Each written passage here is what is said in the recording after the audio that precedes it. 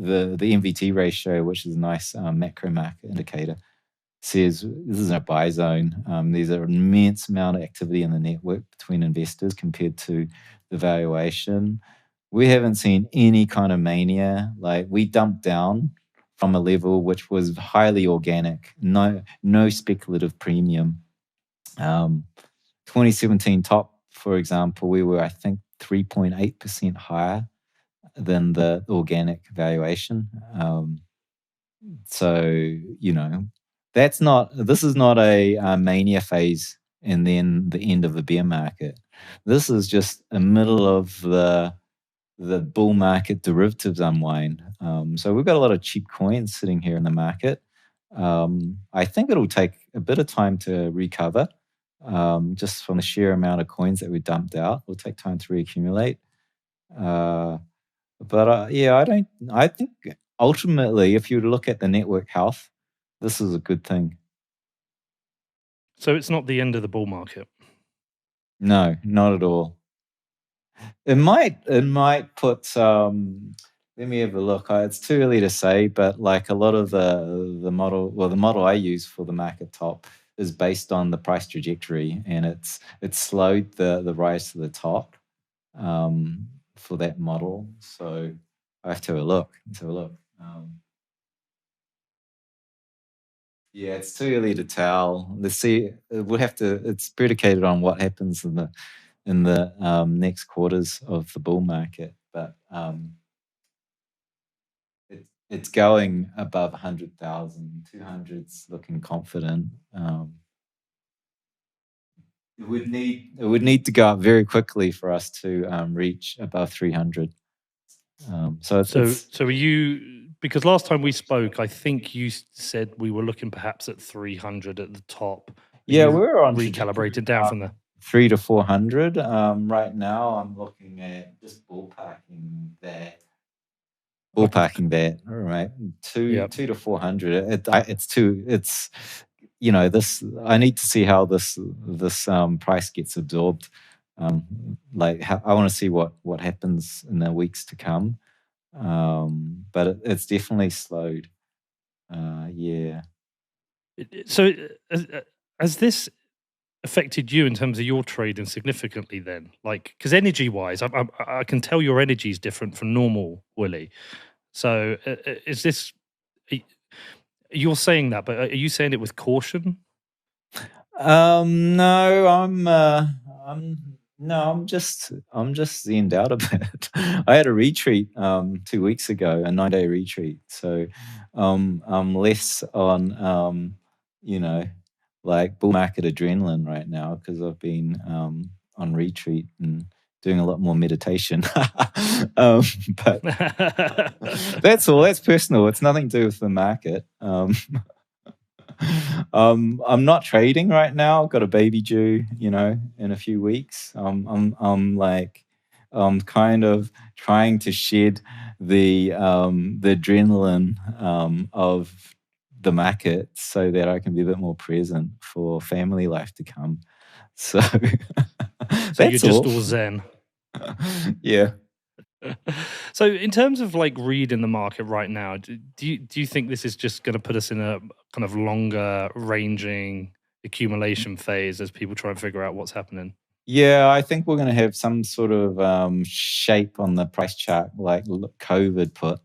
We'll recover. We're going to go sideways. The coins that we dumped out need to be reaccumulated by longer term holders. And then it'll take a bit of time. Don't think it's going to happen next week. It might take a month or two, which might be, isn't it? Now we've got a lot more traditional guys in the markets. Summers in the Northern Hemisphere tends to be a bit soft amongst traditional traders, summer holidays. So maybe that'll take a bit of time till that's finished. But it's really too early for me to get a picture of how quickly this thing's recovering. It is recovering. Like, we saw immense peaks in flows out of the exchanges as we were going below the into the 40,000 range, and a lot of coins are coming off. So very bullish on the exchange flows again. And we had a reversal in what I call the Rick Astley indicator. We had, like, as Elon tweeted, we saw strong movements of coins from strong hands to weak hands, meaning those previously strong hands became weak hands. So again, like those guys that bought probably below 40,000 in the bucket loads, held their coins until now. That's my guess.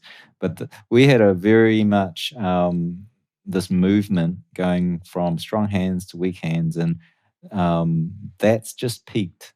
And it's starting to swing back. The momentum's starting to swing back to coins moving back to strong hands. The last time I saw a peak of this magnitude was the bottom of the COVID crash. It forms a peak. It was a very exaggerated movement of strong hands getting freaked out and selling, and that's subsiding now. And the last time that happened at that scale was the bottom of the COVID crash. The time before, which was also of that scale, was the bottom of the dead cat bounce in 2018. Like really early in 2018, after the $20,000 top, everyone sold down. We crashed. What was that price? We crashed from 20,000 to effectively $7,000, and then we bounced back up. So that was in those are the two prior times I saw the Rick Astley indicator show that kind of movement between strong and weak hands and then revert. So that gives me another feel for where this recovery is. It looks like it's a lot of indicators saying we're recovering. The coins, the SOPR indicator showing the coins that are what kind of profit the coins are carrying moving between investors, is everyone that's been transacting now. The sellers they're moving their coins out, selling for a loss, and that doesn't happen very much in a bull market, and no indicator right now saying we're in a bear market. So I think, I think this. I'm pretty sure with all these on-chain metrics that the coins are moving back into strong hodl, like smarter retail than high net worth new to crypto whales. So well, yeah, I like that idea. I like that idea of these new whales capitulating themselves, panicking, because I guess a lot of them are coming in because they've seen the news, seen the hype, they've bought in, they've panicked, and they've redistributed those to new retail strong hands. I think that itself is bullish. That wouldn't have crossed my mind. So that's a really, really good thing to hear. And I guess these people, that redistribution of coins hopefully would lead to less volatility long term. But with this derivative stuff, it's not happening. Yeah. But it still feels like a good scenario.